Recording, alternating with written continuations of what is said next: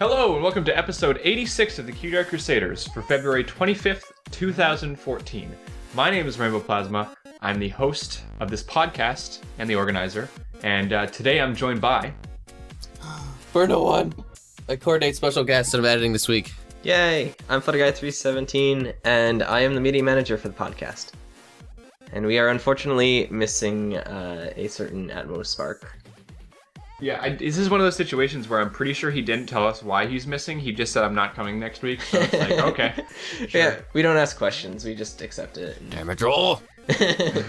Yeah. So we're kind of in an interesting situation because Rainbow Plasma is actually visiting me for the week. Yeah. Which has been fun. Yeah. Unfortunately, I have had to been working for the whole week, so it's like... You have a job? What? Yeah, I know. Well, I mean, that's the thing, though, because, like, I mean, a lot of the reason why I came down to see you is just to, like, relax. So I've just been, like, sitting at home and playing video games while you're at work, so it's not a big deal. Yeah. And then... That's what I did. And then, I mean, we've been watching stuff together. And, Yeah, you know. It's been fun. But so, right now, we're recording with Rainbow Plasma and myself on a single mic. Yeah.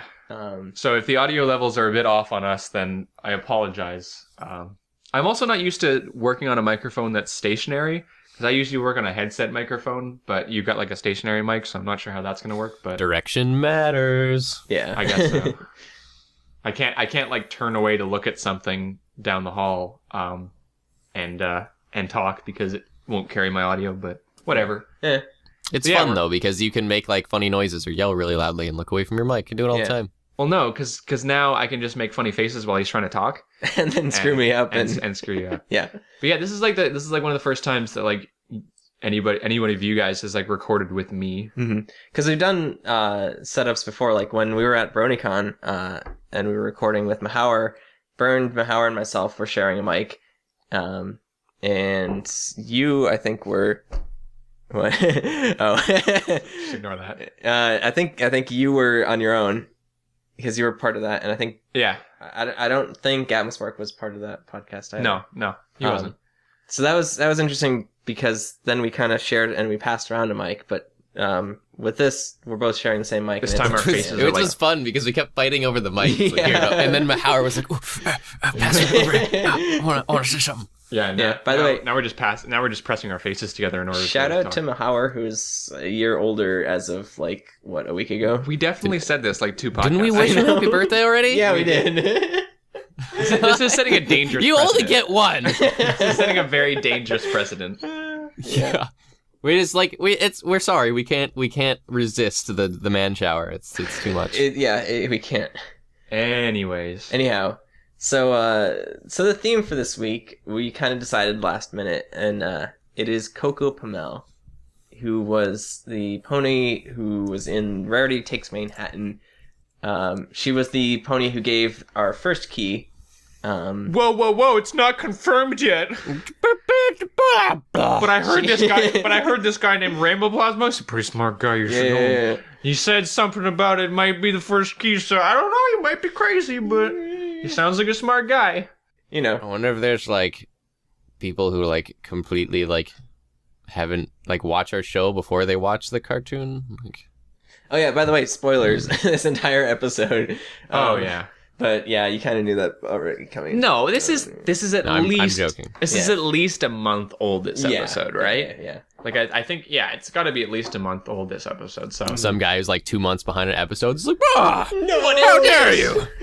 All I watched was the opening episode, and now I'm spoiled the entire thing. I put your show over My Little Pony itself, and this is what I get. No respect. No, I don't have respect. Our show is not as good as MLP, so go watch it. Yeah. Say some. So anyhow, so we kind of chose Coco Pommel because she is extraordinarily cute, and she has a lot of fan art that was made after the episode that she appeared in. So, our first piece is called Coco Pommel, self-explanatory title there, by Frankier77. Yeah, well, it doesn't lend itself to... When there's new characters, it doesn't always lend itself to creative titles. You kind of just go with the standard. Yeah. So this is an interesting piece. It's featuring Coco Pommel, and she's got, obviously you can see the multicolored thread there that we think is the key. Yeah. And You think I know. there's a bolt of thread and there's a bunch of different stuff that's related to fashion and whatnot. People seem to really latch onto her because, she seemed like a nice character. It's just, and I mean, at the end of the day, a lot of people come to the show just because they like to see nice characters interacting and going on adventures and stuff and having conflicts. But at the end of the day, just nice characters. And she was a good character who was placed in a bad situation and made the right choice and was a better person because of it. So It's a feel good kind of show, Yeah, and I mean, she was cute and she had an original hair. kind of character design, Yeah. and her voice was different. So I'm kind of really sad that they didn't bring her back to be Rarity's assistant. I mean, like we've seen in the past when they introduce new characters, it's not like they need to have them all the time, but it would have been nice to kind of add. I think as the show gets later on, a lot of the shows fall into the trap of being too afraid to add characters in. I mean, they've introduced quite a few new characters over the past season Right, but they and a always half. go away. Except for Mish Harshwini, who came back. Discord. enough. And Discord, and Right. yeah, I don't know. I think they are kind of nervous about adding like characters that come back over and over again. Well, you don't want to add too many like comeback Yeah. characters, Yeah, that's the thing. Like shows like Adventure Time have a ton of characters, but each character has their own backstory, but you don't hear about it because like you just hear about them in relation to the episode. Right. But with a show like MLP, I think the writers try and build a backstory behind each character that you actually see in the episodes. And so, like, as they're in more episodes, they require more character development. And Yeah, that's why we attach to the character so much because like they are given this, dedication to in all the episodes and stuff. yeah, I suppose at the end of the day, like, I like to see a little bit of progression in the world. I like to see world progression when it comes to shows, and stuff like that is a little bit of world progression. Again, she doesn't even need to have speaking roles. Just like seeing Rarity, and they have to go see Rarity, and in the background is Coco Pommel doing something that just shows a little bit of world progress to me. Just like, if they went to Fluttershy's cottage and Discord was there, it's hard to have Discord there and not speak though, so I guess it's not really a good example. But sometimes I like to see that in shows where they have a little bit of world progression. Just little subtle things that remind you of things that have happened in the past. yeah. So it kind of proves to you that stuff has happened and that these things kind of have an order to them. I could imagine on a show like this, though, where you have multiple writers, that obviously things are going to get lost in between. Like, you always have some people doing continuity checks for the writers of the show. But stuff like this, I'm sure maybe later in the season and maybe next season we'll see hints towards Coco Pommel, but That'd be nice. hopefully. So anyhow, back to this piece. This piece is interesting in that it does certain 3D effects to it, especially with the shading. Like you can see shading on her ear, shading on the face and her body. And in addition to that, there's these like darker patches in her mane and tail that kind of give it a kind of a shadow to it and kind of put creases in her mane and tail. And it gives it kind of almost a papery feel to it, which is kind of cool. Mm-hmm. It's because of how smooth everything is shaded, I guess, colored. Softly gradiated pink color on her is, and then like the bright white from the window in the background. So it does kind of give that concept that she, takes up space and is 3D. Mm-hmm. Yeah, I was going to bring up the word soft when it came to the shading because there's a lot of the soft shading on her especially. Maybe not so much on the rest of the piece, maybe a little bit on the curtains and stuff, but mostly on her, they definitely gave her a very soft it's kind of a shading. mixture of that soft shading and then hard edge shading, like in the hair, Mm-hmm. But it's still like yeah. the mixture of it ends up giving a cool sense to things. Well, I think there's also a difference too between shadows that kind of merge on the body, like the top of her back or like that part of her neck, like half of it is showing to the sunlight, whereas her hair, none of it would be showing to the light at all. So it has a. But you're right, they do definitely combine those two different things. But that in general, when you have this soft shading, it gives the almost like the sense that the pony itself is soft, or again, kind of that roundness is a big thing that happens there too. Mm-hmm. It's interesting that the artist kind of chose to leave in. There's 2 places where there's line work, maybe 3 places on Coco Pommel where there's line work. You see it in her muzzle, and in her forearm, and I think that's just to kind of give more of a contrast to those features. Yeah, probably. Because it's kind of tough, especially if you're starting out with shading, to get the shading just right so that you don't have any line work in there, and so that it actually does look like a muzzle. Yeah, it's because you have to show the crease. difference in contrast, like you mentioned, with color or with value, you know? Mm-hmm. So I feel like on the bottom, like, what is it? I guess that's her forearm. Like, I probably could do without the line because you have that really bright area of, like, the light bending around it that would hit, like, the shading. So it might have been okay on its own. But the nose, like, how he chose to shade the face probably wouldn't come out very well. Mm-hmm. Also, it's, like, a line right there also does a lot to help, you know, show, like, cute pony nose or, like, how it looks like she's smiling and stuff, so. Yeah, yeah. There was a couple episodes we talked about the fact that when you have... when you try to make a pony 3D, like give it like a 3D face, sometimes it's really hard to get it done really well. I think we were talking about that with Caramel Brulee last week.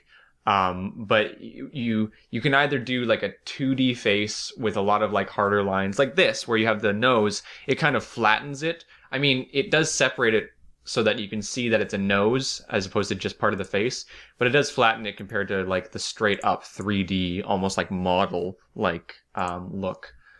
At model as in 3D model, not as in like runway model. But there's 2 different styles, so a lot of times it's hard for artists to do the full 3D and have it look okay. So they tend to put this line to kind of flatten it out, give it more of a connection to the show, which has those kind of lines as well. Yeah. And it definitely does add something to hair expression, too. We see a lot of artists that do kind of extreme 3D, or like try and get rid of lines and stuff like that. Like if you take a look at Assassin Monkey's work, for instance, his work is all painted. It's all pretty much lineless. And his expressions are very intricate and complicated and stuff. And sometimes just getting off like the raw cuteness requires something very simplistic, like just adding a line like this. Yeah. Like a nose. Yeah. Just a little nose boop. Or that curl upwards. That we keep mentioning the fact that we know an artist that does that curl upwards. Is that Leakfish that does that kind of? Leakfish is known for the very like prominent pony nose. She has a very specific way in which she does the like a very unique line for a nose. Like it's not along the same line as this, but you know what I mean. There was another artist that we featured for our Christmas episode or our holidays episode. I don't think we featured Leakfish in a holiday episode. The one that was the Fluttershy piece in the snow with Angel Bunny on top of there. Yes. It had like it was just like I don't know.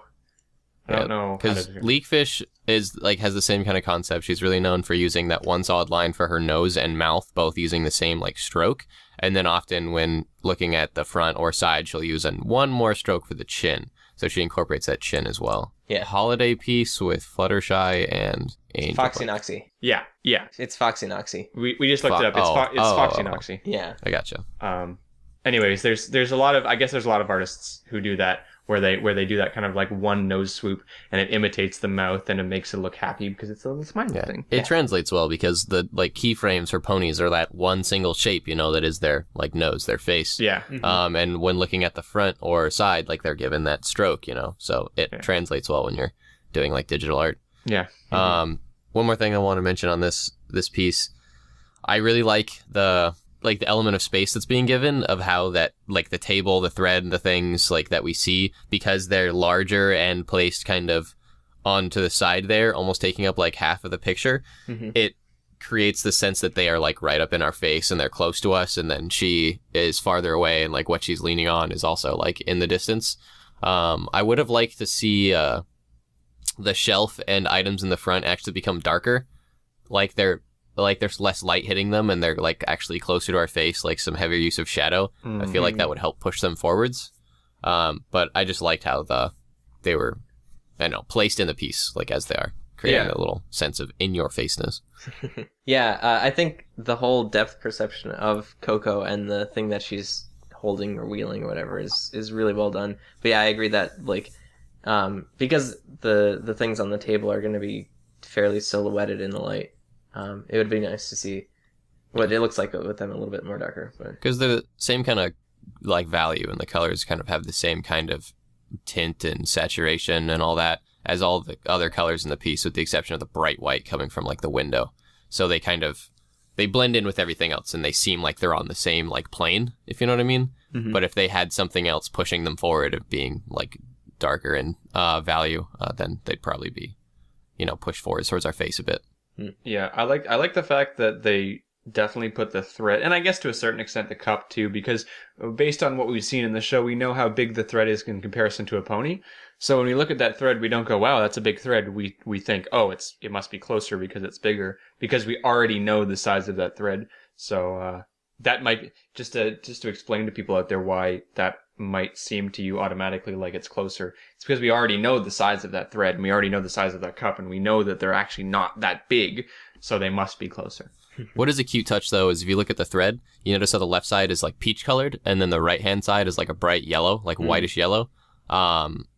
The artist is showing the like curvature and shading with color, which is sometimes in a piece like this, when it's more subtle, like soft shading, you sometimes don't notice that it's actually a color shift rather than like just like a white or black shift. Because a lot of times when artists like start out like shading and stuff, they'll just use like transparent black or transparent white and put it over things. But it's not so much just you're darkening a color or like lowering the value of a color. A lot of times you're actually physically changing the color to like a completely different color. So like on Coco Pommel, she's like that yellowish, tannish, like very light, almost whitish color. And then she shifts into like a more pink, like peach in her gradient. It's not just like a darker version of white, Yeah. I am so guilty of using translucent black as a... Yeah, whenever we do vectors and stuff. Yeah. Yeah. So, fantastic piece. We do have to move on to our next piece, though, which is called Where's My Coffee by Chingalin. And this is a very exciting piece, I guess, is the correct word to use for it. Motion! Yeah. Once again, you see diagonals in use here. I love channeling. Yeah. I mean, like, there was the other piece that I recognize is that Fluttershy piece that we can see up here in the More Like This, that we featured before. I just like the style of it. I like the kind of way that he does faces is a big one to me. The way he does eyes really speaks to me. And I mean, like that, honestly, 90% of the time when I'm looking at artists and what I like about them, that really stands out to me. Like if I were to just block the face, it kind of becomes, it's still well. I mean, it's still well done. It's a good artist, obviously, but that's what stands out to me about his work a lot of the times is the faces. But it's interesting looking through his gallery because he's got like 4 or 5 different styles going on. I've noticed last time that we featured him, I think we talked a little bit about that. But anyways, I love this piece. It's got, not only does it have motion, it's got hatching in terms of shading, which is really interesting. A couple types of shading. It's got it's got an interesting thing with Tom there. The kind of non-realistic action bubble, like almost like a comic book thing. It's got textures in the background as opposed to, it's got like 3 layers of textures in the background, which is really cool. And this artist I know likes to work with textures. So yeah, I mean, there's like 8 things right there. If you guys want to expand on them, I'm just going to sit here drooling. Yeah. I really enjoy in this piece specifically, I really like his use of color and shading, I guess. I really like the really bright blue. I find that it's not over the top. It's kind of cool. It's kind of gives a lot of pieces like in his gallery are just like one big solid color, like things of color. And I also like the shading, like the hatching is done really well. And it's also, again, it's shaded in color. Like now everything's being shaded in that blue that is her hair and like the background and taking up everything. Also, there's kind of a use of going as far like the colors. There's a use of like red, yellow, and blue. It's kind of like primary. So you've got like the little thing in her hair, cutie mark, ribbon, and then yellow in the cup and yellow in Tom, the little action bubble around Tom. Yeah. Very little. There's a tiny bit of purple, but you don't see a lot of green, and you don't see any orange. Yeah. Again, very little if you count the cup, but that's close enough to yellow, really. Yeah. Something that's interesting in the shading is that I think all of the shading is done in one single color, so it's not like done using different shades of the same color. But the artist kind of used the hatching to give, I guess, different senses of depth of shading. Oh, like you mean like the more hatching, the darker? Yeah. Like, because That's on interesting. her underside, there's no hatching whatsoever. And then you can see, like, on her front little left hoof, like, as you get closer to the point of the hoof, there's some hatching on it. I don't know if it's, like, purposeful or if...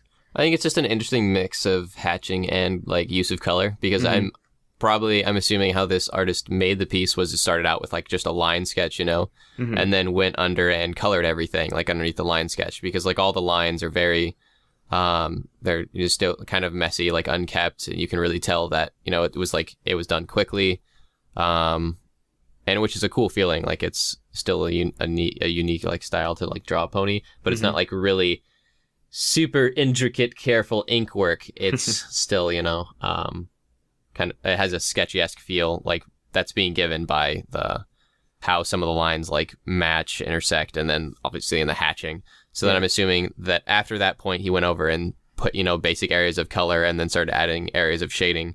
And so he's mixing and purposely leaving the hatching there and like putting the shading underneath it. So it's how he kind of incorporates the 3D element of the blue shading and then the hatching with it, So for the record, hatching is totally a word that we just use, right?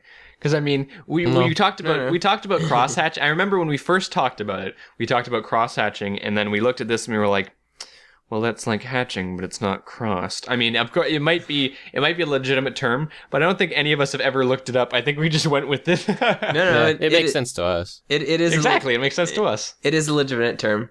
Have you looked it up? Yeah. You're a liar. Yeah, I am. You're definitely a liar. No, but seriously, because well, where I work, I work on laser cutting machines, and so I've made some ponies out of laser cut metal, and when I'm using vectors to kind of make the designs for the ponies, you have to use hatching to get any sort of like shading done on it or any distinction of areas and stuff.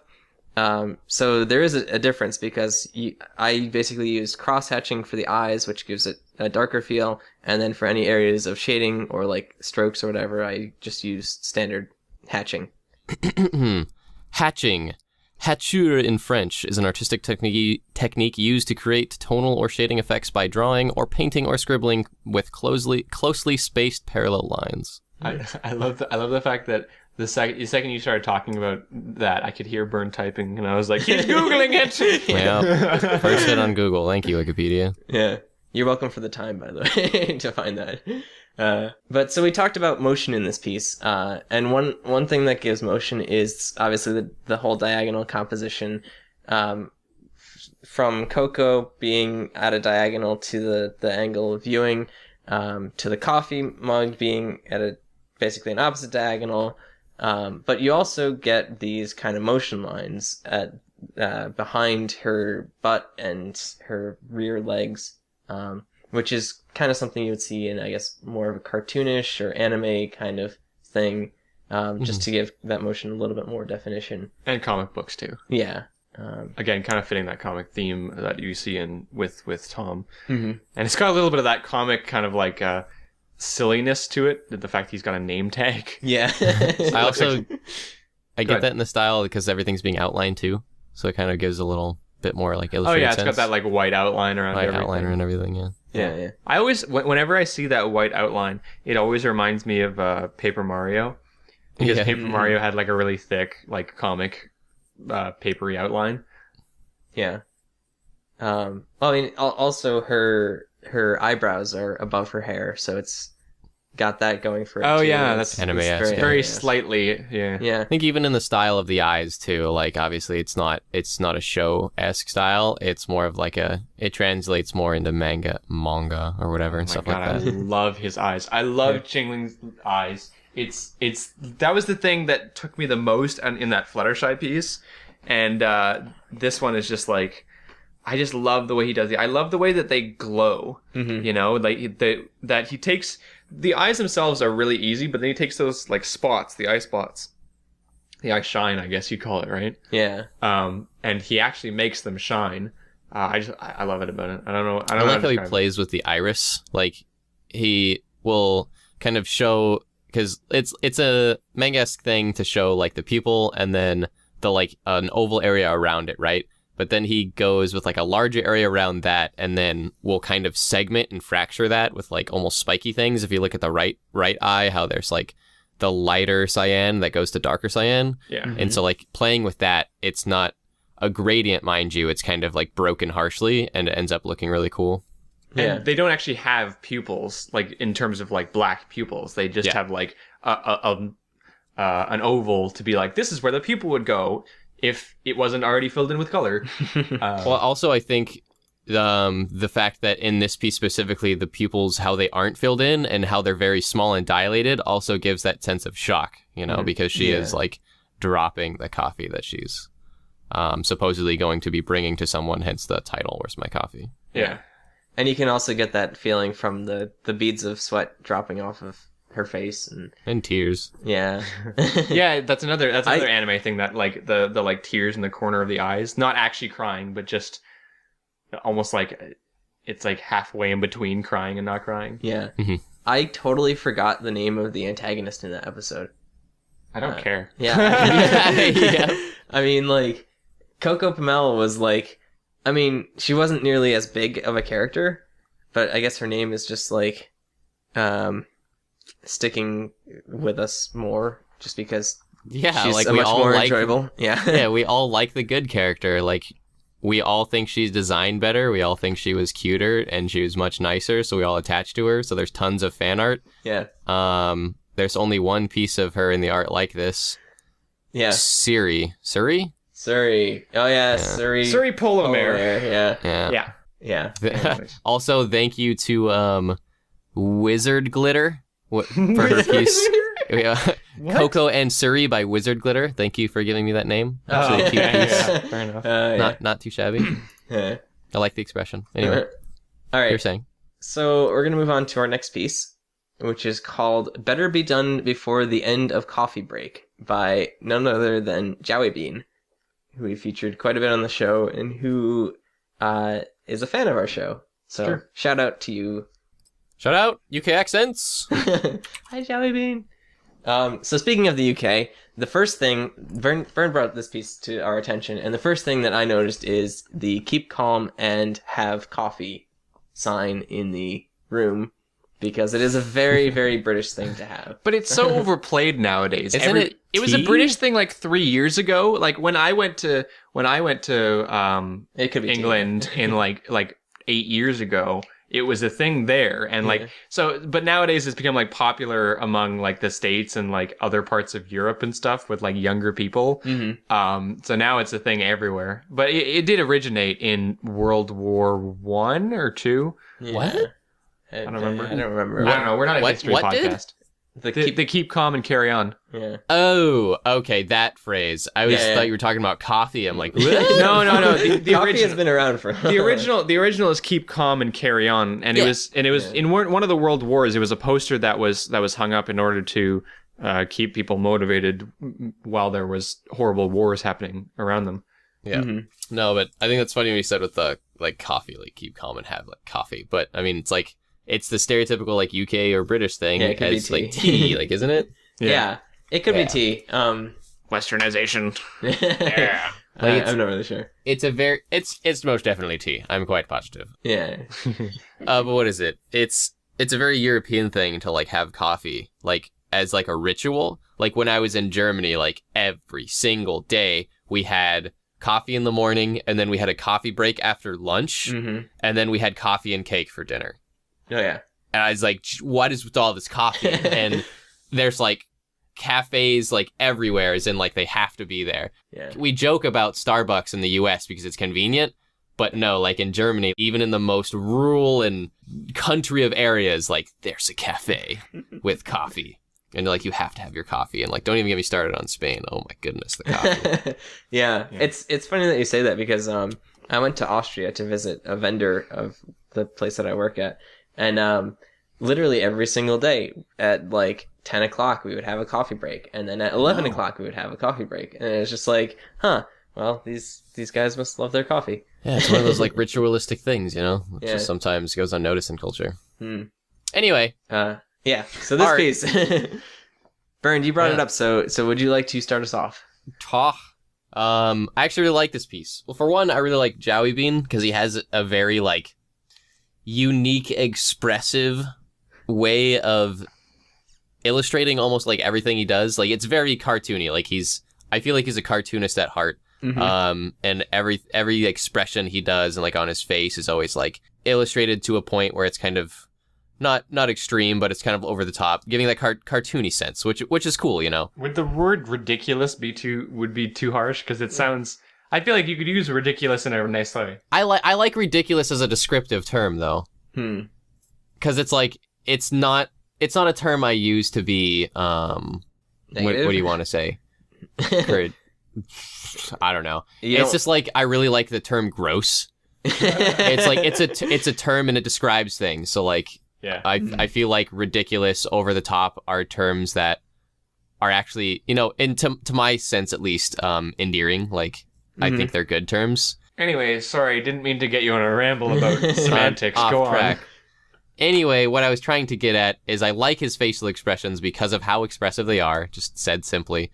And I also like his sketches. Like, this, to me, like looks like one of his sketches, you know, because it is. All the line work and stuff, if we took out all the uses of value, it's very like expressive, loose, quick, like black lines, all like creating this huge environment, which is done really cool. And then he's gone back over it with like using like value, using this kind of muted blue and then kind of a whitish yellow, and like everything around in the piece. And what caught me about it and why I really liked it is it kind of gives this. It gives like a really like good narrative. It's kind of like sad feeling and like the tone. And the subject of what is like Coco Pommel like doing like hard work for the villainess character, in the sense the antagonist, is like she is like being illuminated. So like the subject of the piece is kind of being illuminated, so it directs our focus on like the right hand side. And I also really liked, like, completely skipping around all the things I really enjoy in the piece. It creates a really interesting area of space in how he's sketched everything. So the diagonal lines on the floor and then like diagonal lines of the table. Like, mind you, it's not super like perfect and like super neat, but how he does it ends up giving us a real unique interpretation of space that we feel like we're in this. Feel like we're in this area, in this room. So like the things in the foreground, like of like the comics in the albums or whatever, is in like the right and left, and the little objects in the front. And then all the objects placed throughout the room and in the back, and like the angles created by the tables and then the roof and the window, they give this kind of, I don't know, enveloping sense. Yeah, it feels like a space. full-fledged 3D room as opposed to kind of like cutting off half of it and sticking a camera somewhere. It's almost like the camera's behind something. It's on the wall, and when you've got a camera that seems like it's on the wall, then it gives the sense that there is a wall behind you and that you are in a room. Mm-hmm.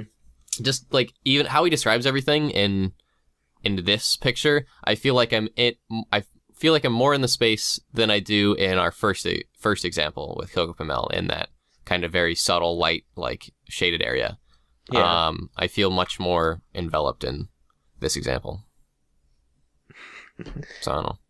Yeah. No, I totally get that. It like it almost comes off like, if you ignore the whole sketchiness of it and the expressions and stuff, it almost like comes off as a real setting.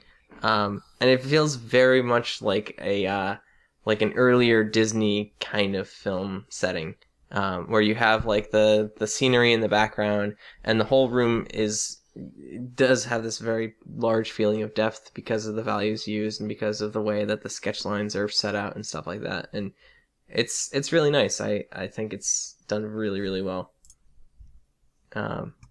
Something that I dig it. something I wanted to point out, which is not related to anything technical, but I just find it really fun, is that the sewing machine is just a few lines, like the sewing head,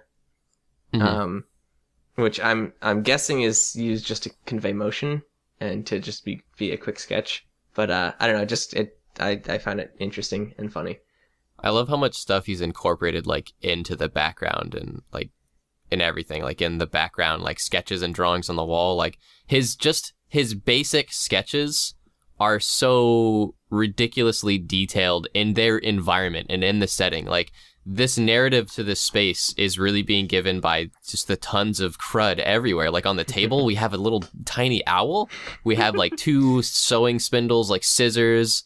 On the wall behind her, there's like a little cushion for needles. And then all of the posters like being like slapped on top of each other with like Poogie. Is that supposed to be like a spin on Gucci or something? Puggy, probably, yeah. Puggy?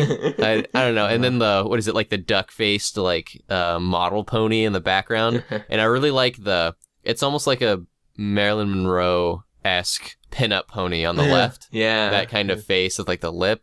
So, like, I really dig that, too. Well, we've talked before a little bit about how when you have a clear focus in a piece, you can leave out details in the surrounding things because your brain fills it in. But here, it's supposed to look messy and cluttered, so you're supposed to be looking around a lot. You might be drawn, because of the lighting that you talked about at the very beginning, you might be drawn to a certain area of the piece, but in general, you want to be looking around. You're looking outside. Oh, there's a bunch of buildings out there. They're all detailed. Mm-hmm. There's a poster here. There's another poster. Oh, look, there's a painting. Oh, look at that flower spider around, up top by the light. Yeah. Oh, yeah. I didn't even notice that until now. So, I mean, it kind of gives this messy feel because your eyes are doing a very messy scan over the piece. It's not picking, it doesn't have a flow to it. It's just like left, right, up, down, you know? BA, select, start. Yeah. That's not the Konami code. Don't crucify me for not saying it exactly. Yeah.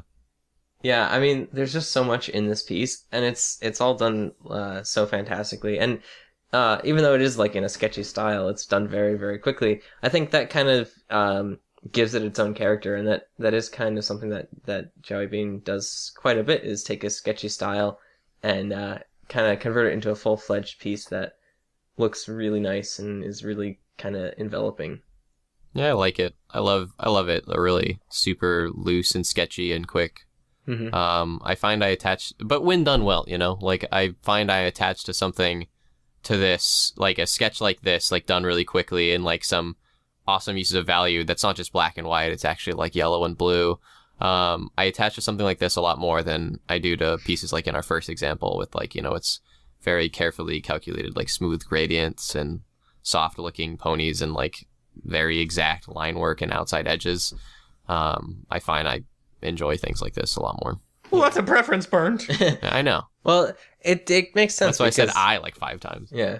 It makes sense because like it's experimentation with like a lot of different things, and you know, if you do everything by the book, it's not like, I mean, it'll look nice, and I do like a lot of like the 3D-esque ponies, but it's not like, it doesn't have character or style on its own. Like, it's not unique. Whereas something like this, Joey Bean's kind of struck a chord with this unique style of his. Yeah. So we do have to move on to our last piece. Sorry. No, that's fine. I was just going to compliment more things, which I've done enough. Yeah, well, you know. We I love was you, going to say Joey the background Bean. environment looks wonderful. Yeah. All right, so our last piece is called The First Key by a Trill, who we've featured and praised nonstop on the show. But this is a picture of Coco looking at the thread, and there's a picture of a key superimposed on top of it, because, like us, a Trill believes that the thread is the key. So, shout out to you, because you're probably right. Why wouldn't it be? What else is the need for the giant rainbow gradient? Shout out, Come shout out to on. me. Oh yeah, sure. Now we're all coming around and saying, "Oh no, it's obvious. It was always so Oh obvious." yeah. No. But you weren't there from the beginning. I was the one who said it. Well, anyways, I'm not gonna. I'm just joking. Yeah.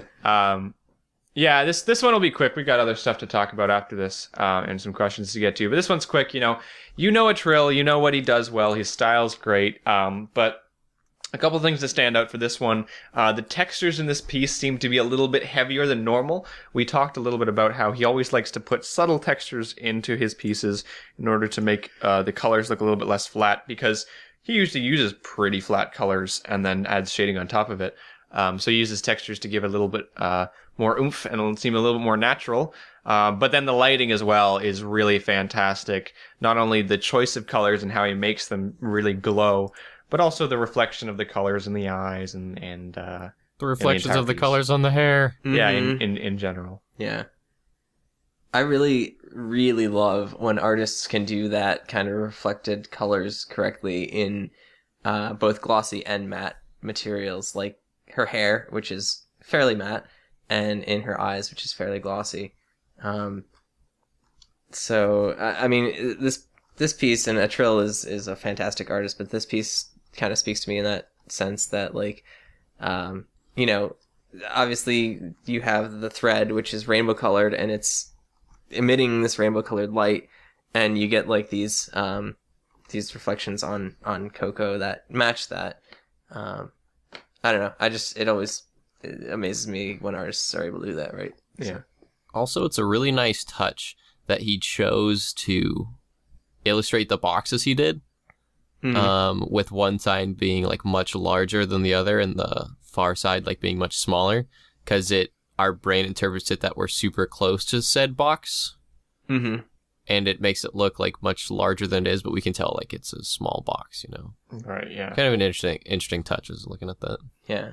There's the whole field of view thing, which if you play first-person video games, you kind of know that, different video games have different fields of view, and some of them, like in Minecraft, you can adjust the field of view, but it's just Or like in basically- Daisy. Or in Daisy. But it's just that when we talk about field of view, it's how large closer up objects look in this piece. Obviously, the box, the edge that's closest to us is obviously a lot larger, so it's meant to be that you're close up, and it's, I don't know, gives you It's that a kind of little, feeling. again, to use that term, blown out of proportion. It's like not accurate, Yeah. but it's done Yeah. purposefully. Yeah. There's also this interesting aspect with just the general composition of the fact that it's very, very vertical composition. Enjoy that, viewers. It's going to look great on screen, I bet. Yeah. But yeah, it's got a really interesting. It kind of like compresses inwards, and again, it kind of makes you feel a lot closer. It feels like it's squeezing you in a little bit because it's such a vertical composition. So squeezing you in sideways also kind of tricks your brain into squeezing you in forward, makes you look closer. You're right there. Kind of goes with what we're saying about the field of view. Yeah.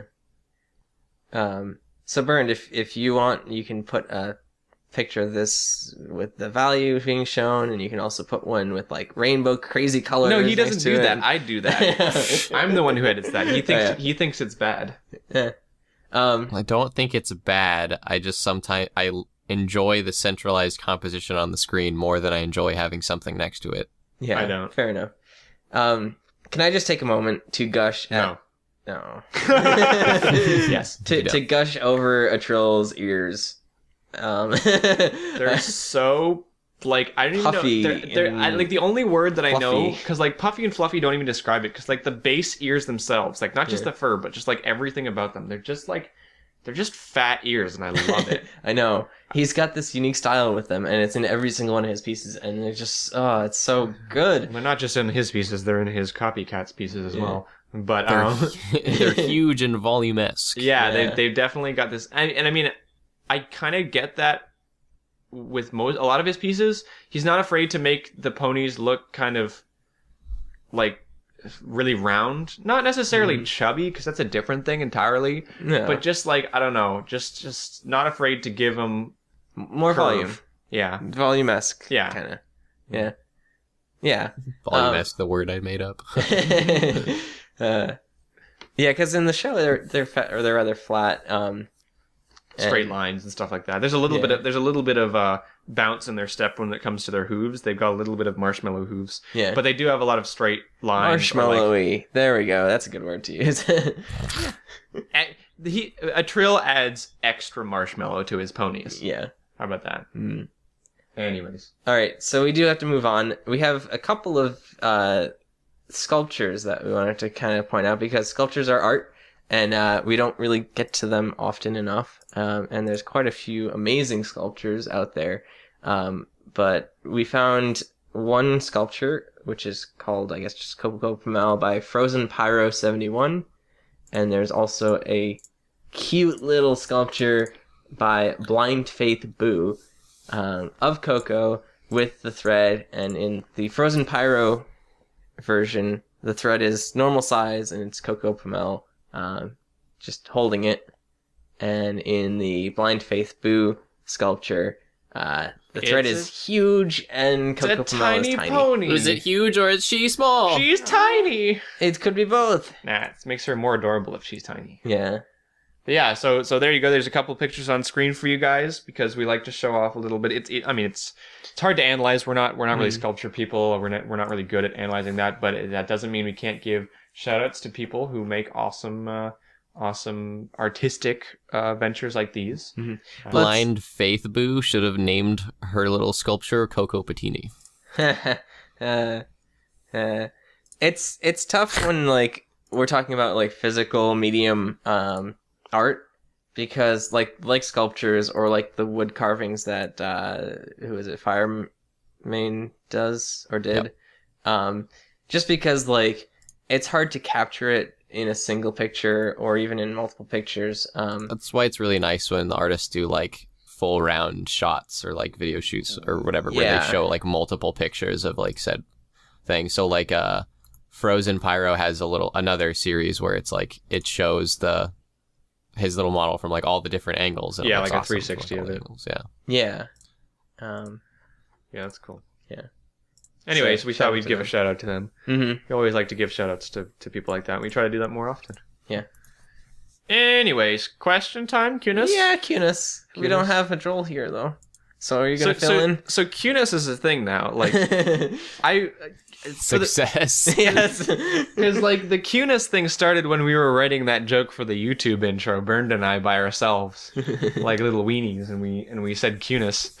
But I guess that's the thing now. I like it. It's a CAC meme, like value, Cunis. Yeah. All right. Anyways, so yeah, I guess I'll do the questions. Yeah. So yeah, our first question. Well, both of our questions are from Otaku AP this week, but our very first one is: if you had a giant robot, what would it be like? Oh, I picked weird questions this week. Yeah, you did. I know exactly why you picked this question too. That's true. I did pick this question for a particular reason because I wanted to talk about Titanfall, or rather, not talk about it, but just mention the fact that it looks great. Yeah. So if I had a giant robot, it would be one that I'd be able to ride in, like the ones from Titanfall. Yeah. There we go. I'm just suffering from withdrawal because I managed to time this trip exactly when Titanfall is doing its beta. Yeah. So I can't play it. So I'm just watching videos of it going like, I want to play. Yeah. So yeah, well, shout out to all the Let's Plays that we've been watching with Titanfall. But yeah, if I had a giant robot, I would want one that I could ride in like that. I don't even have to do anything. Maybe it shoots by itself. Maybe it's like a transformer that I can ride in, and it's sentient and it does its own thing. I don't care. I just want to ride in it. Yeah. It'd be cool. I'm gonna go off on a tangent here. Oh boy. Just because people probably don't know this, but it also has a connection to a question that you were looking at earlier, but we didn't include. In high school, I was on our high school's robotics team. Oh yeah. And that was a lot of fun. For 4 years, we basically created robots as part of the first robotics competition. And so I kind of have first-hand experience with actual robots. But they weren't giant, so that doesn't really relate to the question. So, if I had a giant robot, I like the idea of using a giant robot for transportation because while cars and driving is nice, it can take a while to get places. So I would I would choose a robot that could transform into a jet, and I could use it to get Transformer places. robot. Ooh. Yeah. Maybe it doesn't have to transform into a jet. Maybe it just has like rocket boosters, like Yeah. rocket feet. Yeah. Makes sense. Rocket feet. Hint, hint. Burned. Burn. All right, let's see. Giant robot.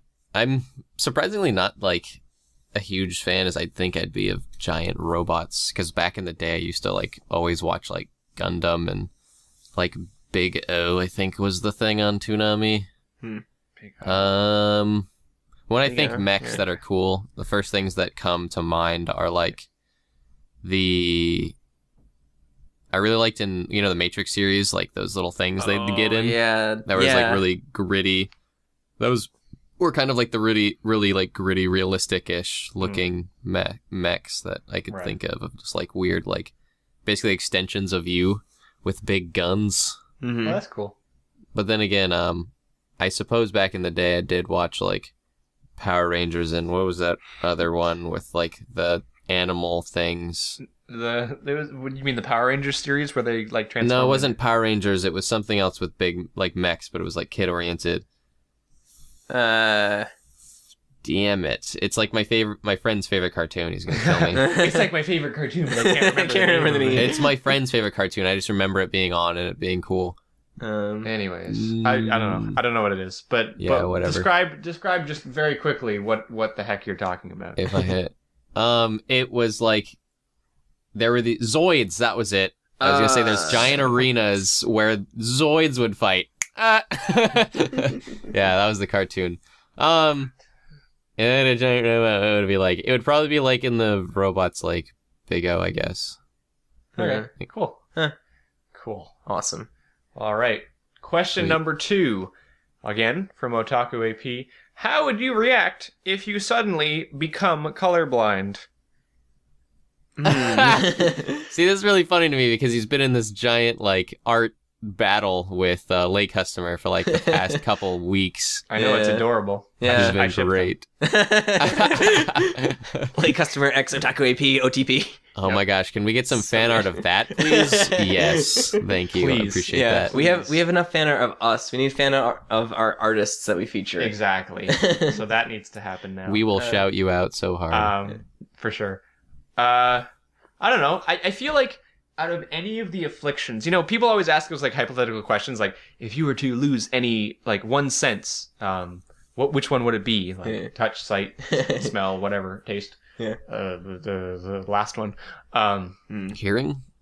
Something like that. You have touch, more sight, than 5 smell, senses, taste. right? You didn't say I know. Don't get into this semantics crap. You know what I mean. What about the sixth sense? There's like 8, but there's like 12. I see dead people. let's not get into this right now. There's no way there's 20. You are lying through your teeth Temperature. on that one. Get out. Stop. But yeah, touch. I feel like that's like a much less bad version of like the blind one where you pick your eyes. So, but like. I don't know. It's two different things, like colorblind versus blind, because blind would be awful. No offense to any blind watchers. I'd be very surprised if we had blind fans who are watching an art podcast. Hey, we advertised ourselves as an audio podcast with visuals to help. Yeah. So, anyways, I suppose this is a good way to get exposed to like visual art if you can't see it. Like it's true. Mm-hmm. It's true. No. What the heck am I talking about? This entire entire podcast is about visual art. I don't know why I'm saying that blind people would watch our podcast. Anyways, if I became colorblind, it really wouldn't be a big deal to me. Mm-hmm. Like I don't know, it would be weird, definitely, because suddenly you can't see colors that you have seen for your entire life, and it would be a bit strange adjusting to it.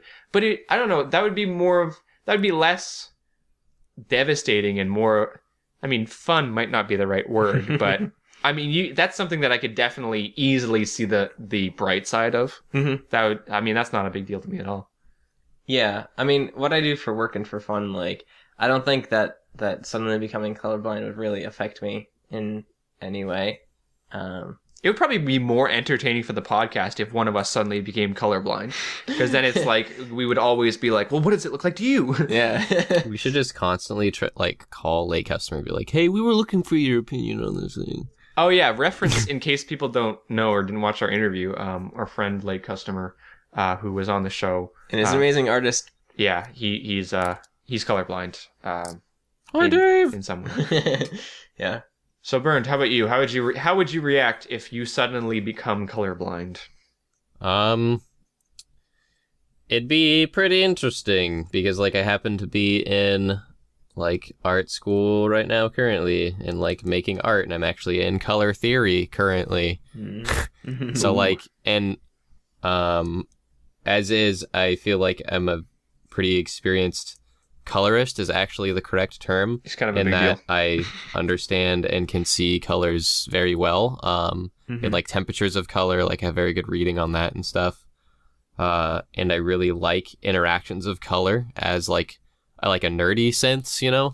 I really nerd out on concepts like that in art and color theory, and I've been having a lot of fun in color theory.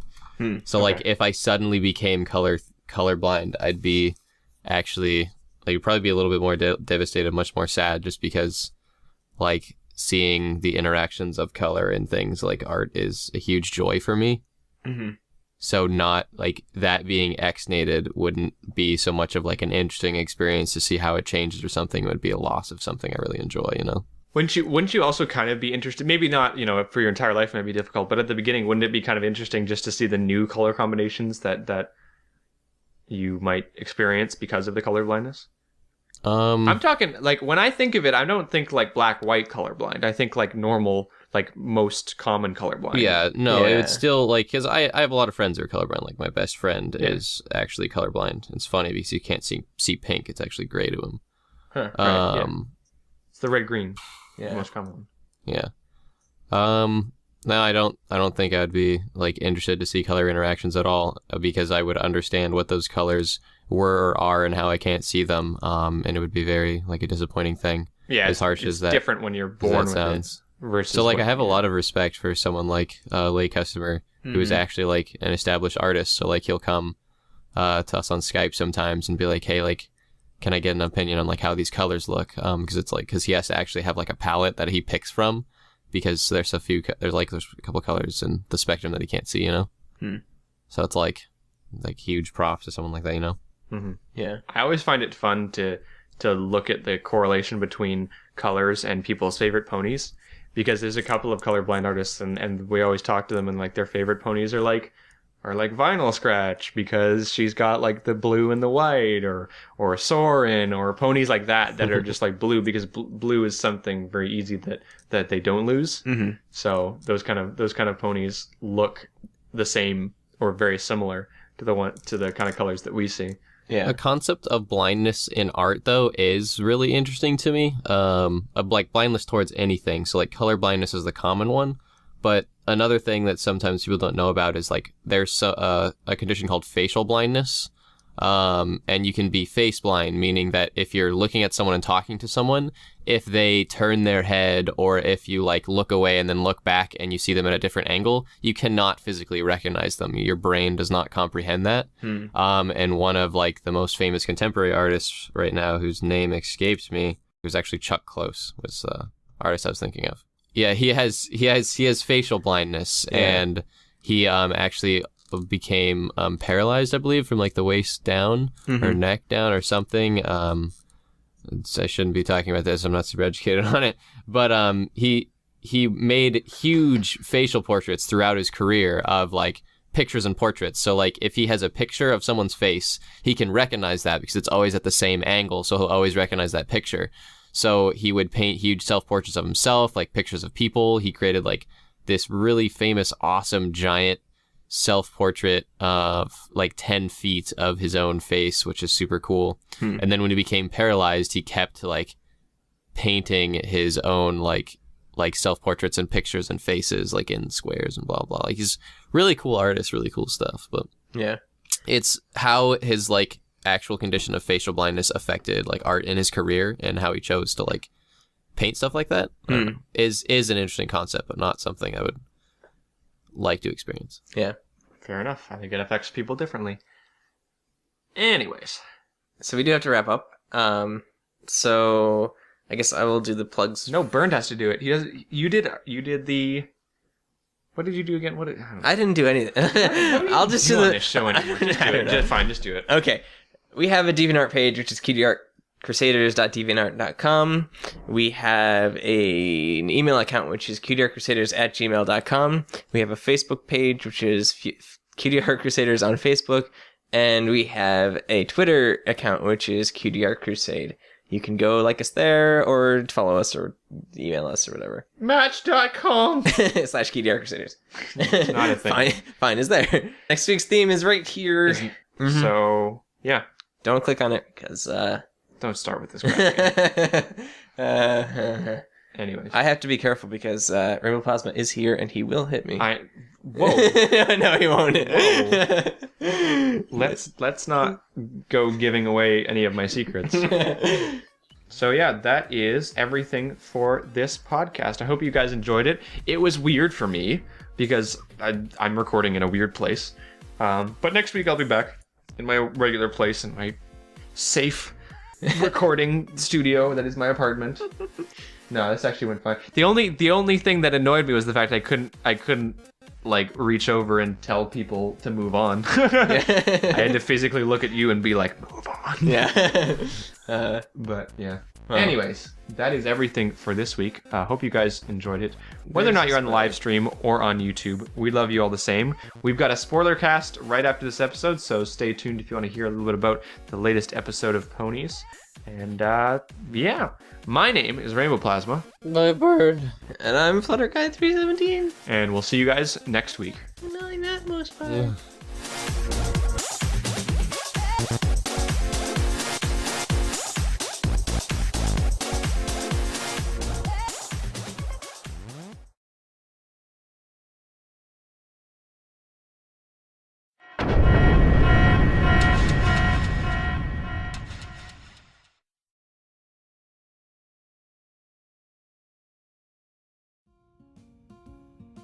Hello, and welcome to the 14th spoiler cast for My Little Pony, done by the Cutie Art Crusaders. My name is FlutterGuy317, and today I'm joined by Rainbow Plasma. Hello. And Atmospark. Hi. And unfortunately, we're missing Bernd. He apparently had something to do, or just forgot. Yeah, it sounds like he forgot. So, yeah. But so today we're going to be spoiler casting Season 4, Episode 15, Twilight Time, which is a Cutie Art Crusaders episode. It's a Philly episode, and I love the Philly episodes. Yeah, they're so cute. They always are. And in this episode, they kind of made a nod to the fact that Sweetie Belle isn't really good with her magic. Yeah, which is interesting, because every time I watch a Sweetie Belle episode, I never noticed that. Like, we noticed Scootaloo can't fly, Yeah, but I never noticed that Sweetie Belle can't use magic. yeah. It's because we're all racist. Yeah. Yeah. Damn unicorns.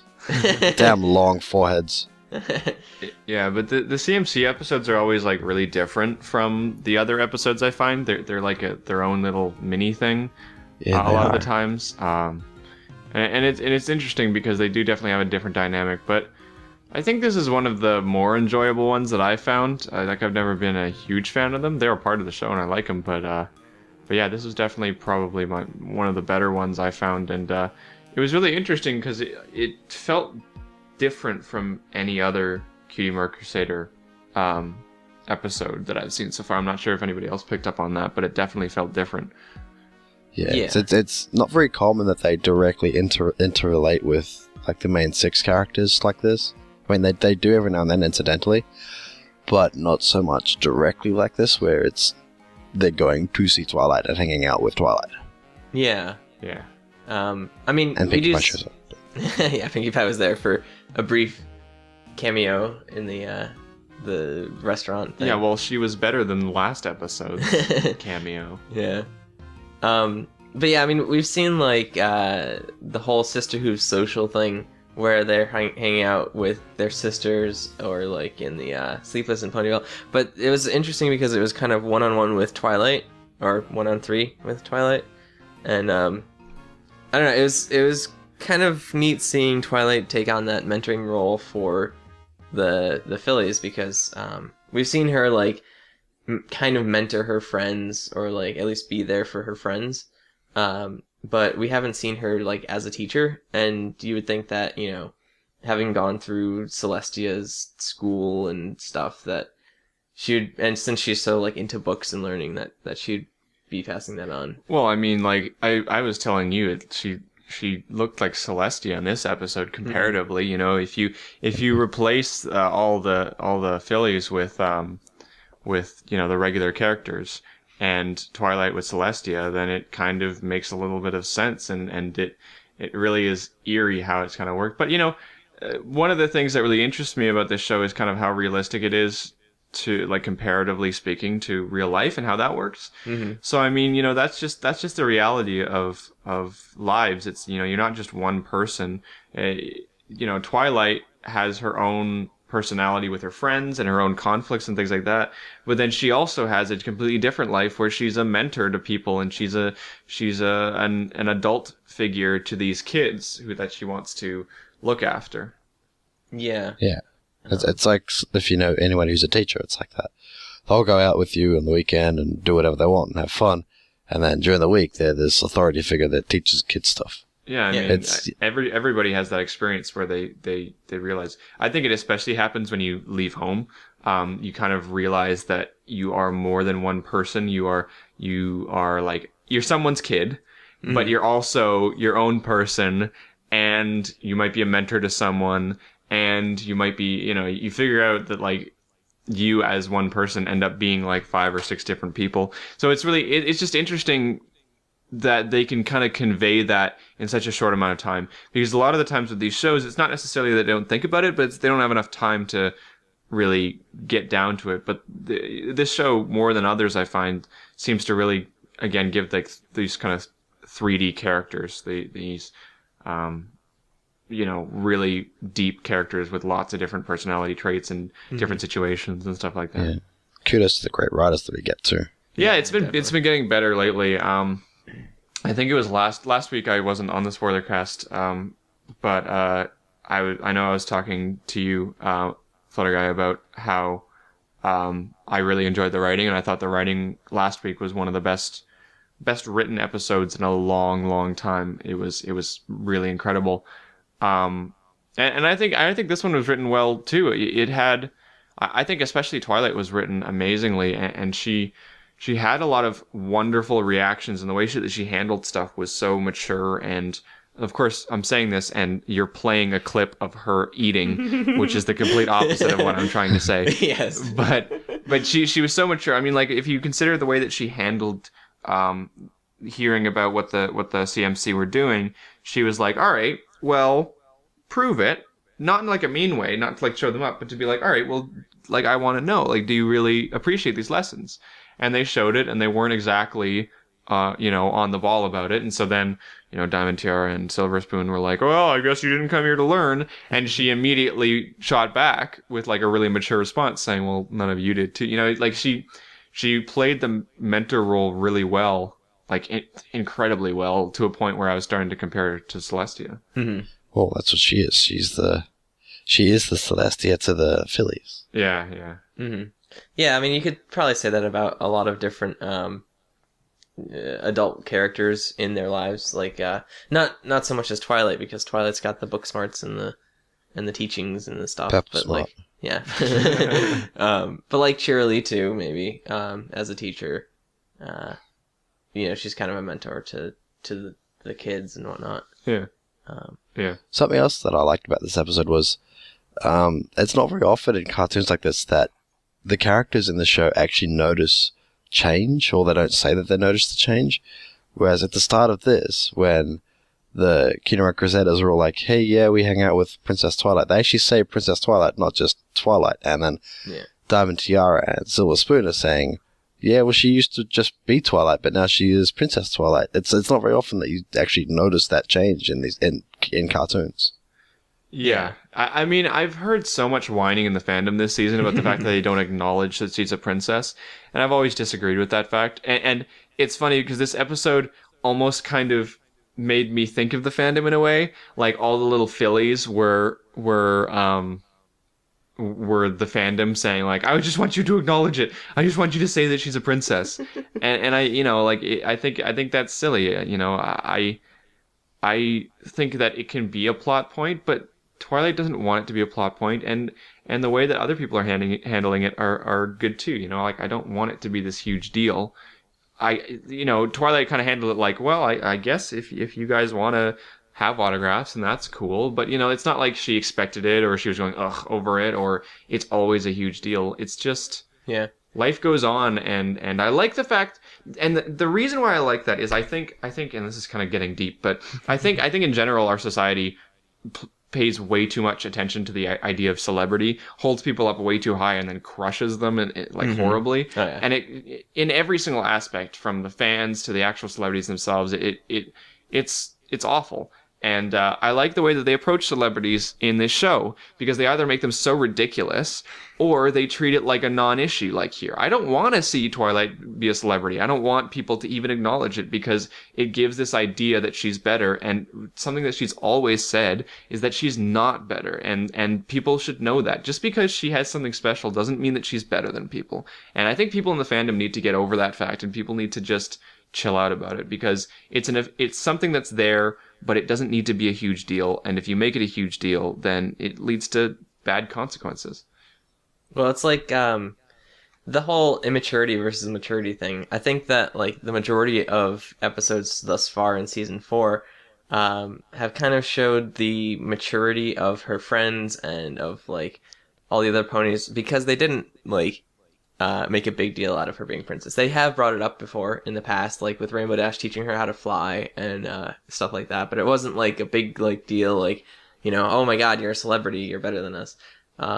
But in this, it's like, they're dealing with fillies, young kids, who kind of really look up to like celebrities, or even like celebrity like personas. And so with Twilight being like a new princess in town, it's like, I think it was kind of natural for the kids to, I don't know, latch on, I guess. Yeah. Sometimes I feel like the kid episodes, like every episode has like a lesson, quote unquote, right? But I feel like the kid episodes are like way more directed towards the viewer, whether that viewer be within the target audience or not. I think it's directed towards the viewer, whereas the other episodes were more kind of observing, and we can use it if we want to, but they're more situational. Whereas I feel like with all the CMC ones, it's always very directed to the viewer, being like, no, seriously, you should learn this lesson. Like, like I don't know what it is about it, but maybe it's just because I see a lot of people acting a lot like the CMC, and the CMC are learning kind of more basic lessons, I guess. Yeah. Well, it's like, it's lessons that I guess a lot of people can relate to from their childhood. Like, you want to be part of the popular bunch. And I mean, people who are adults still do want to be in the popular bunch, but I think it's something that you kind of grow out of, or at least a little bit, to some extent. But when you're a kid, you want to be with the popular kids at the playground or whatever. And that's what the CMC are trying to do with this whole thing. And unfortunately, it backfires on them. So, yeah. In a raging horde of zombie ponies. Yeah, there were zombie ponies, so to speak. This crazy horde of ponies. My goodness. Yeah. That's a little intimidating, actually, and I'm happy the way that that Twilight handled it. Like you were saying, where she was very calm and collected about it. But it's just like having this mass of like kids kind of coming up and like surrounding you and fawning over you is like, I don't know. It's got to be tough, and like there's a lot of ways that she could have handled it really badly, and I like the fact that they recognize that the people who should have been handling the stuff badly were the CMC. So they made all their decisions questionable, and they made them learn the lesson. But when it came down to a decision like Twilight had to make, they were like, "Look, it's not supposed to be super complicated. So let's make her the smart one this episode." Whereas in some episodes she might not be super smart about this kind of stuff. Yeah. There's a lot of continuity. We're just watching it, and, there's that picture of the box in the background, trying to figure out the keys and everything like that. Yeah. It's okay, Twilight, I'm smart. I can tell you what the keys are. I can imagine... On that poster, you see there's 3 keys that are highlighted, and we've already seen 3 keys in the show. Yeah. Yeah. I can imagine Twilight being like some sort of investigator, like in like a beautiful mind, connecting dots and like all sorts of stuff, like crazy crypto analysis about the box. I could see where she would like get into something like that. Yeah. Yeah, well, I'm sorry, Twilight, but you can't lockpick the box. That's not how this works. Yeah. Also, Lord Pippington British Hooves! I know. Oh my god. I can't separate him out from his friendship as witchcraft. He was so persona. British. Yeah. Did you notice that? Did you notice that, Yeah. Atmospark? How British he was? Yeah, he couldn't have been any more British. I guess Unless he was forgotten. carrying a cup of tea. Yeah, because I guess I'd forgot. I guess I'd forgotten because of the friendship as witchcraft thing, making it so over the top. So I was like, no, there's no way he could be that British in the show. Yeah. And then he just came up now, and it's like, oh my goodness. Yeah. Is that D-pad in the background? It might be. Shout out to D-pad. We're looking at a screenshot of the episode, and there's a pony with a sick fro in the background. Yeah. Actually, in this screenshot, one of the moments to stick with me, and I don't know why, probably because I'm a vector artist, and like I kind of pay a lot of attention to making eyes and stuff. There's this point where Sweetie Belle grabs Scootaloo and Apple Bloom and is like, "Oh, we're gonna show Twilight, what we've been working on." And Apple Bloom's eyes, like her irises are huge, and her pupils are not, and it's just like big derp face. Yeah. So Yeah. Oh, there was a couple of really cute faces in this too as well. In this Well, I episode. mean, that one Scootaloo face, right?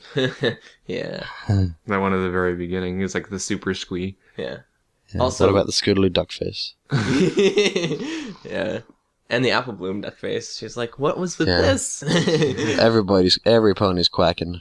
Yeah. I kind of liked Apple Bloom more so than usual in this episode, and I think I really like Apple Bloom when she plays kind of like the straight man to the other two, being a little bit eccentric, because Sweetie Belle is eccentric in one way and Scootaloo is eccentric in the other way, and I think I really like when Apple Bloom acts as like a calming force, and she was for like the first half of the episode, and then it went straight out the window, which was which was too bad. But like there was a couple of lines from Apple Bloom, like when at the very beginning when she was like, "You're laying that on a bit thick there, pal." Oh, yeah. That was great. With the flower that coughed. and when she was talking to Sweetie Belle and she was like, "Literally 2 seconds ago, you said this and now you're changing it." Like, I think that's where personally Apple Bloom really hits her stride with me is playing that kind of like, "Are you serious?" Like we are crazy, but this is crazy even for us kind of role. I really like seeing that, so I hope in the future I get to see more Apple Bloom like that, because I don't know, I guess Apple Bloom has never been like my favorite CMC, but I really enjoy it when she plays the straight man. How about them Sweetie Belle voice cracks? Yeah. People are saying that her voice changed this episode, and yeah, Claire Corlett's voice is changing because she's growing up. So it's gonna change, but she had quite a few voice cracks, so that was.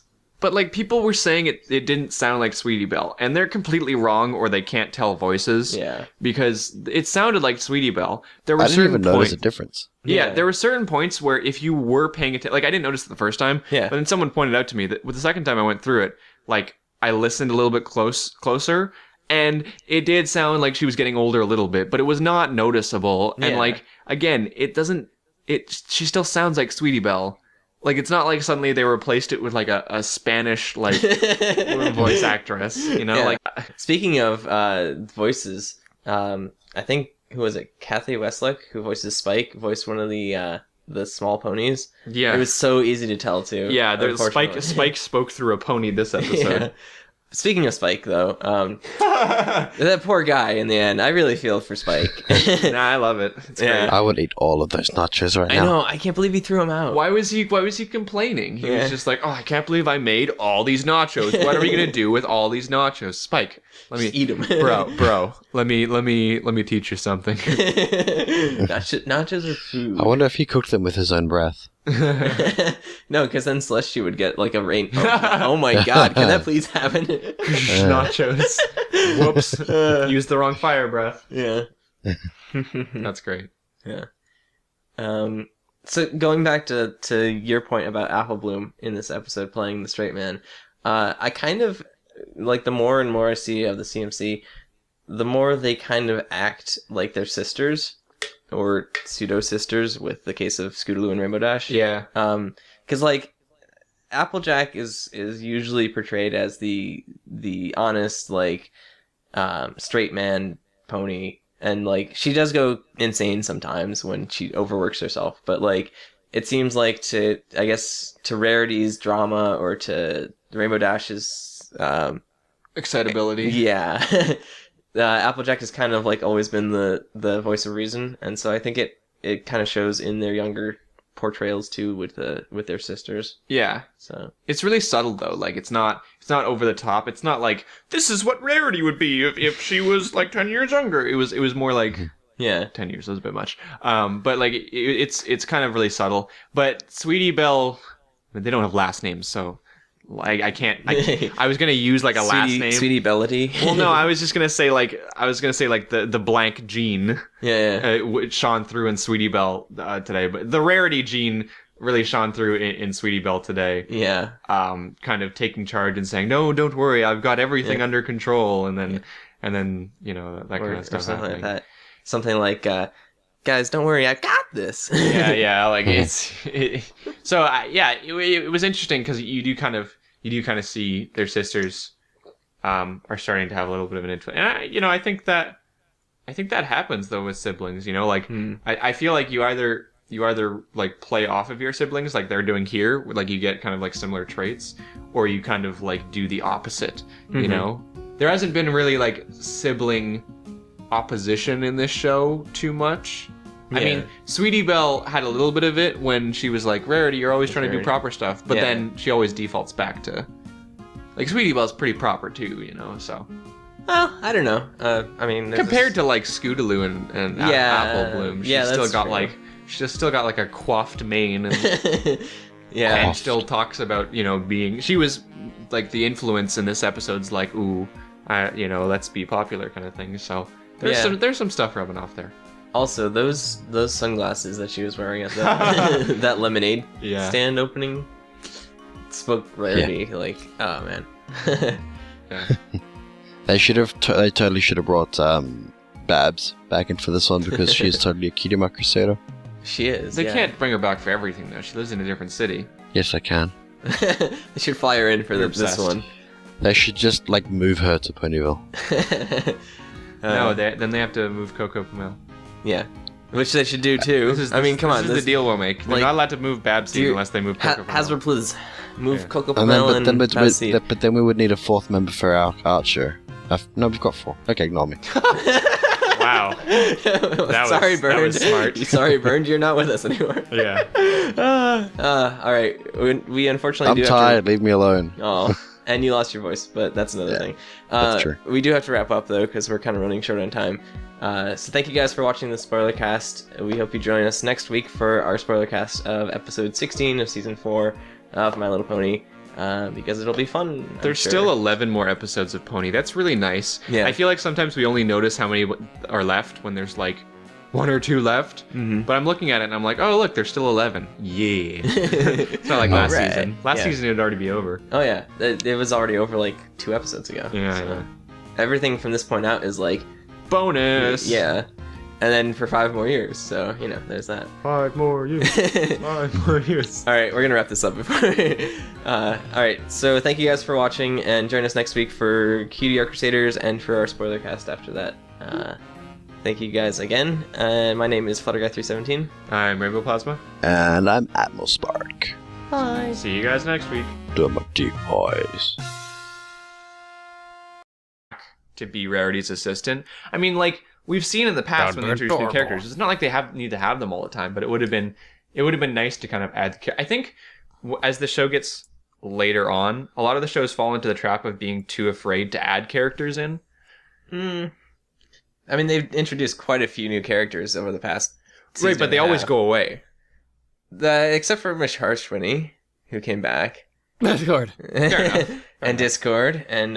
right. Yeah. I don't know, I think they are kind of nervous about adding, like, characters that come back over and over again. Well, you don't want to add too many like comeback characters, you know. Yeah, that's the thing. Like shows like Adventure Time have a ton of characters, but each character has their own backstory, but you don't hear about it because like you just hear about them in relation to the episode. Right. But with a show like MLP, I think the writers try and build a backstory behind each character that you actually see in the episodes.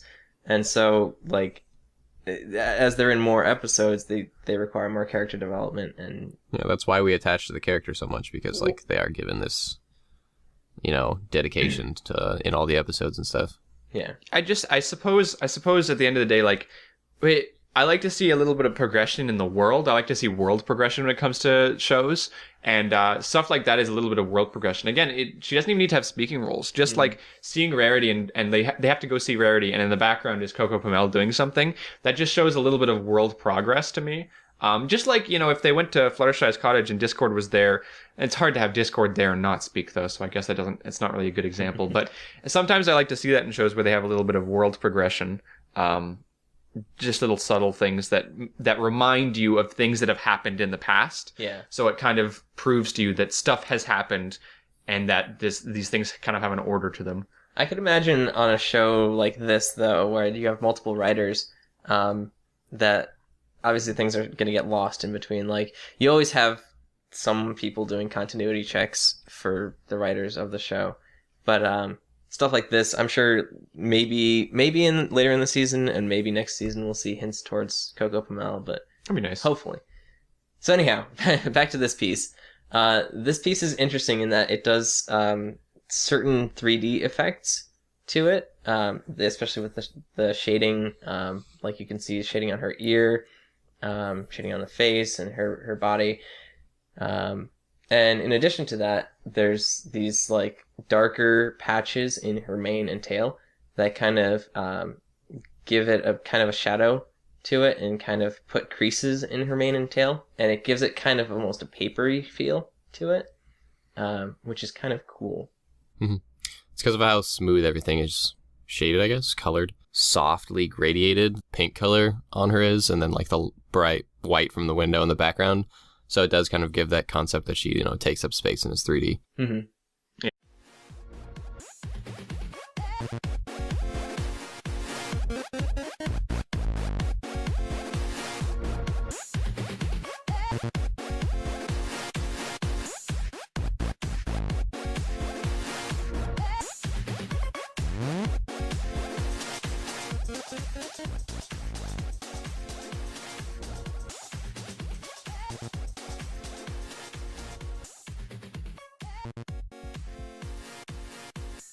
Hello, and welcome to episode 86 of the Cutie Art Crusaders for February 25th, 2014. My name is Rainbow Plasma. I'm the host of this podcast and the organizer, and today I'm joined by... Burno One. I coordinate special guests that I'm editing this week. Yay! I'm Flutterguy317, and I am the media manager for the podcast. And we are unfortunately missing a certain Atmos Spark. Yeah, this is one of those situations where I'm pretty sure he didn't tell us why he's missing. He just said, I'm not coming next week. So it's like, okay. Sure. Yeah, we don't ask questions. We just accept it. Damn it, roll! Yeah. So we're kind of in an interesting situation because Rainbow Plasma is actually visiting me for the week. Yeah. Which has been fun. Yeah. Unfortunately, I have had to been working for the whole week, so it's like... You have a job? What? Yeah, I know. Well, I mean, that's the thing, because, like, I mean, a lot of the reason why I came down to see you is just to, like, relax. So I've just been, like, sitting at home and playing video games while you're at work, so it's not a big deal. Yeah. And then... That's what I did. And then, I mean, we've been watching stuff together. And Yeah, you know. It's been fun. But so, right now, we're recording with Rainbow Plasma and myself on a single mic. Yeah. So if the audio levels are a bit off on us, then I apologize. I'm also not used to working on a microphone that's stationary, because I usually work on a headset microphone, but you've got like a stationary mic, so I'm not sure how that's going to work. But Direction matters. Yeah. I guess so. I can't like turn away to look at something down the hall and talk because it won't carry my audio, but whatever. Yeah. It's Yeah, fun, though, because you can make, like, funny noises or yell really loudly and look away from your mic and do it all the time. Well, no, because now I can just make funny faces while he's trying to talk and then screw me up and screw you up. yeah. But yeah, this is like one of the first times that like any one of you guys has like recorded with me. Because we've done setups before, like when we were at BronyCon and we were recording with Mahauer. Mahauer and myself were sharing a mic, and you, I think, were. What? Oh, Just ignore that. I think you were on your own because you were part of that, and I think Yeah. I don't think Atmospark was part of that podcast either. No, he wasn't. So that was interesting because then we kind of shared and we passed around a mic, but with this we're both sharing the same mic. This and time it's- our faces It was are like, just fun because we kept fighting over the mic. Yeah. And then Mahauer was like, pass it over. I want to say something. yeah. Yeah, by the way- now we're just pressing our faces together in order. Shout to out to Mahauer, who's a year older as of like a week ago. We definitely said this like 2 podcasts. Didn't we wish him happy birthday already? Yeah, we did. This is setting a dangerous. You only precedent. get one. This is setting a very dangerous precedent. Yeah. We just like we're sorry. We can't resist the man shower. It's too much. We can't. Anyways, Anyhow, so the theme for this week we kind of decided last minute, and it is Coco Pommel, who was the pony who was in Rarity Takes Manhattan. She was the pony who gave our first key. whoa! It's not confirmed yet. But I heard this guy. But I heard this guy named Rainbow Plasma. He's a pretty smart guy. You should know. Yeah. He said something about it might be the first key. So I don't know. He might be crazy, but he sounds like a smart guy. You know. I wonder if there's like people who like completely like haven't like watch our show before they watch the cartoon. Like, Oh yeah. By the way, spoilers. This entire episode. Oh yeah.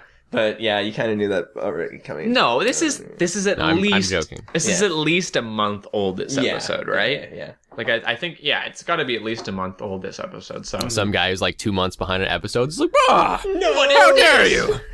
all I watched was the opening episode, and now I'm spoiled the entire thing. I put your show over My Little Pony itself, and this is what I get. No respect. No respect. No, I don't have respect. Our show is not as good as MLP, so go watch it. Yeah. Say So- some. So anyhow, so we kind of chose Coco Pommel because she is extraordinarily cute, and she has a lot of fan art that was made after the episode that she appeared in. So our first piece is called Coco Pommel, self-explanatory title there, by Frankier77. Yeah, well, it doesn't lend itself to when there's new characters. It doesn't always lend itself to creative titles. You kind of just go with the standard. Yeah.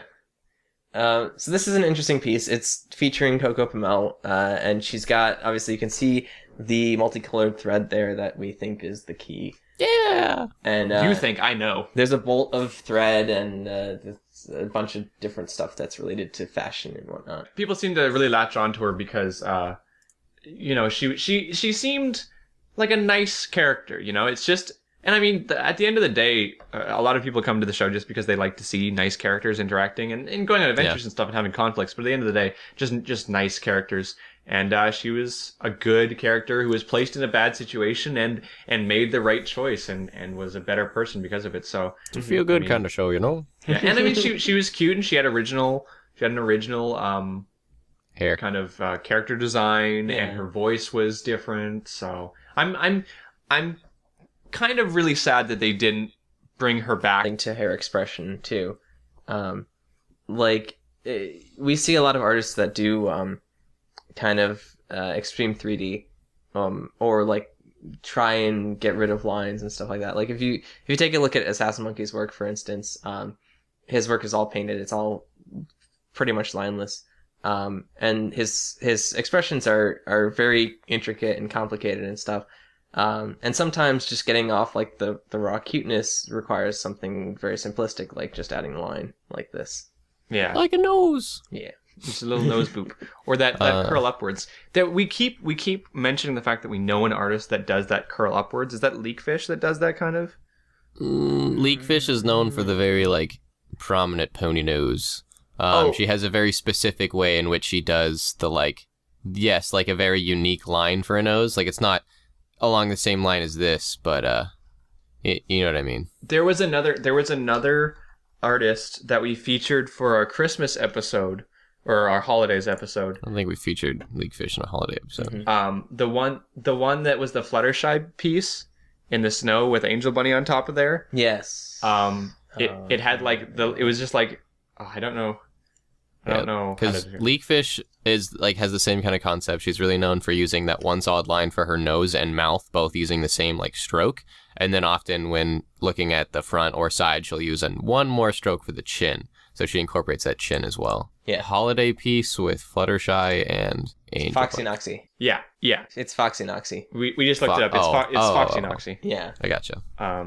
Anyways, there's a lot of artists who do that where they do that kind of like one nose swoop and it imitates the mouth and it makes it look happy because it's a little smiley thing. It translates well because the like keyframes for ponies are that one single shape, that is their like nose, their face. Yeah. And when looking at the front or side, like they're given that stroke, so it translates well when you're doing like digital art. Yeah. One more thing I want to mention on this piece, I really like the element of space that's being given of how that like the table, the thread, the things like that we see, because they're larger and placed kind of onto the side there, almost taking up like half of the picture. It creates the sense that they are like right up in our face and they're close to us, and then she is farther away and like what she's leaning on is also like in the distance.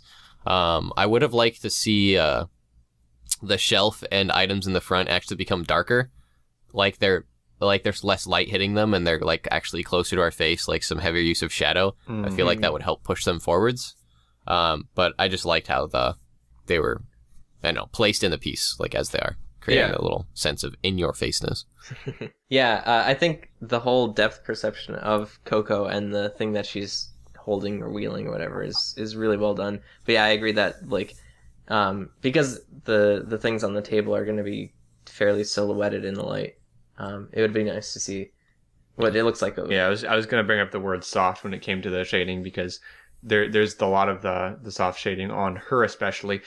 Maybe not so much on the rest of the piece, maybe a little bit on the curtains and stuff, but mostly on her. They definitely gave her very soft it's kind of a shading. Mixture of that soft shading and then hard edge shading, like in the hair, But it's still like the mixture of it ends up giving a cool sense to things. Well, I think there's also a difference too between shadows that kind of merge on the body, like the top of her back or like that part of her neck, like half of it is showing to the sunlight, whereas her hair, none of it would be showing to the light at all. So it has but you're right, they do definitely combine those two different things. But that in general, when you have this soft shading, it gives almost like the sense that the pony itself is soft, or again, kind of that roundness is a big thing that happens there too. It's interesting that the artist kind of chose to leave in. There's 2 places where there's line work, maybe 3 places on Coco Pommel where there's line work. You see it in her muzzle and in her forearm. And I think that's just to kind of give more of a contrast to those features. Yeah, probably. Because it's kind of tough, especially if you're starting out with shading, to get the shading just right so that you don't have any line work in there and so that it actually does look like a muzzle. It's because you have to show the crease. difference in contrast, like you mentioned, with color or with value, So I feel like on the bottom, like, what is it? I guess that's her forearm. Like I probably could do without the line because you have that really bright area of like the light bending around it that would hit like the shading. So it might have been okay on its own. But the nose, like how he chose to shade the face, probably wouldn't come out very well. Also, it's like a line right there also does a lot to help, show like cute pony nose or like how it looks like she's smiling and stuff. So yeah. There was a couple episodes we talked about the fact that when you have when you try to make a pony 3D, like give it like a 3D face, sometimes it's really hard to get it done really well. I think we were talking about that with Caramel Brulee last week. But you can either do like a 2D face with a lot of like harder lines like this, where you have the nose, it kind of flattens it. I mean, it does separate it so that you can see that it's a nose as opposed to just part of the face, but it does flatten it compared to like the straight up 3D, almost like model like look. At model as in 3D model, not as in like runway model. But there's two different styles, so a lot of times it's hard for artists to do the full 3D and have it look okay. So they tend to put this line to kind of flatten it out, give it more of a connection to the show, which has those kind of lines as well. Yeah. And it definitely does add something